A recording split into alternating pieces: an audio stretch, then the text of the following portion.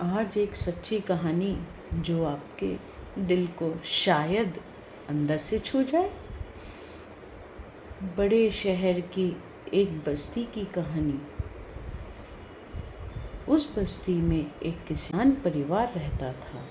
परिवार में 5 लोग रहते थे।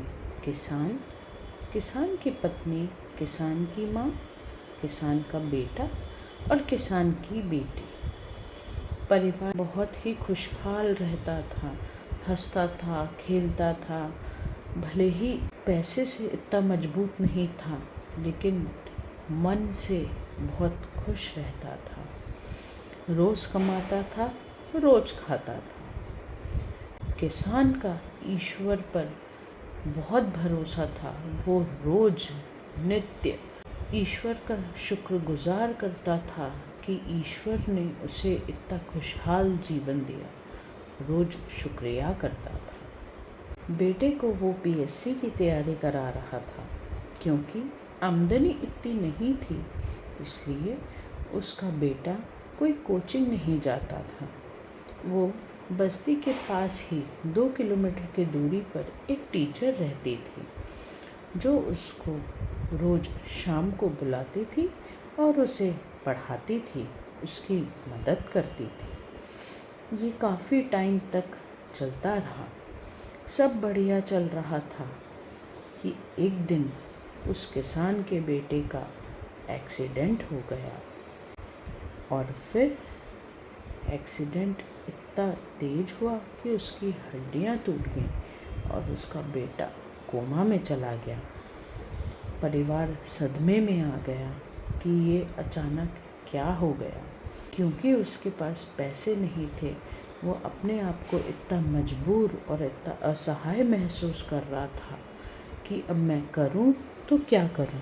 सरकारी अस्पताल में उसका इलाज चल रहा था। उसके बाद उसके पास केवल एक ही रास्ता था कि वो ईश्वर से प्रार्थना करे। वो रोज़ नित्य निरंतर बेटे के पास रहता दिन में, और रात भर मंदिर में ईश्वर से प्रार्थना करता कि भगवान मेरे बेटे को अच्छा कर दो, मैं पैसे कहाँ से लाऊं। फिर सरकारी अस्पताल में डॉक्टरों ने कहा कि बेटे ऑपरेशन कराना पड़ेगा। उसके लिए 6 लाख रुपए चाहिए और जल्द ही ये ऑपरेशन करवाना पड़ेगा। किसान फिर से असमंजस में आ गया कि अब मैं क्या करूं, पैसे कहाँ से लाऊं। फिर उस रात कुछ ऐसी घटना घटी कि किसान भी आश्चर्यचकित रह गया। वो रात को ईश्वर से प्रार्थना कर रहा था कि उसी रात को 3 बजे एक अमीर कंपनी का मालिक अपने बिगड़े हुए नवाब, अपने बिगड़े बेटे को ढूंढते हुए उस मंदिर में जा पहुंचा। ईश्वर से अमीर आदमी ये प्रार्थना कर रहा था कि हे ईश्वर, मेरे बेटे को रास्ता दिखाओ। वो रोज़ अय्याशी, रोज़ पैसे उड़ाता है, उसको कुछ तो सद्बुद्धि दो। वहीं उसे वो किसान बैठा मिला। उस अमीर आदमी ने उस किसान से पूछा कि आप इतना क्यों रो रहे हो।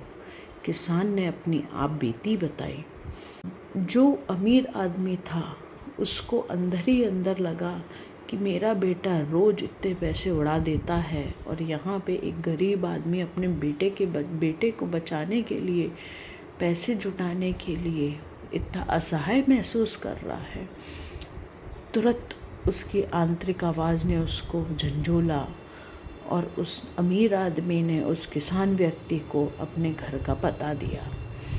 और सुबह 8 बजे उसने अपने घर पे बुलाया। आदमी के पास गया, उसने 6 लाख रुपए उस अमीर आदमी से लिए और फिर वहाँ जाने वाला था कि अमीर आदमी ने उसे अपना विजिटिंग कार्ड देते हुए कहा कि आप ये रख लीजिए, आगे आपको और भी पैसों की ज़रूरत हो तो आप इस नंबर पर कॉल कर लीजिएगा। लेकिन किसान इतना खुददार था, उसने केवल ये कहा कि मैं आपका शुक्रगुज़ार हूँ कि आपने मुझे पैसों से अभी मदद की, लेकिन मैं इतना मजबूर नहीं कि मैं आपको बार बार पैसों के लिए बोलूँ। मेरा विश्वास तो केवल उस ईश्वर पे है जिसने मुझे आपसे मिलाया और आपको मुझसे मिलाया, और आज इस परिस्थिति पे मेरे पास मेरे बेटे का ऑपरेशन कराने के लिए मेरे हाथ में पैसे दे दिए।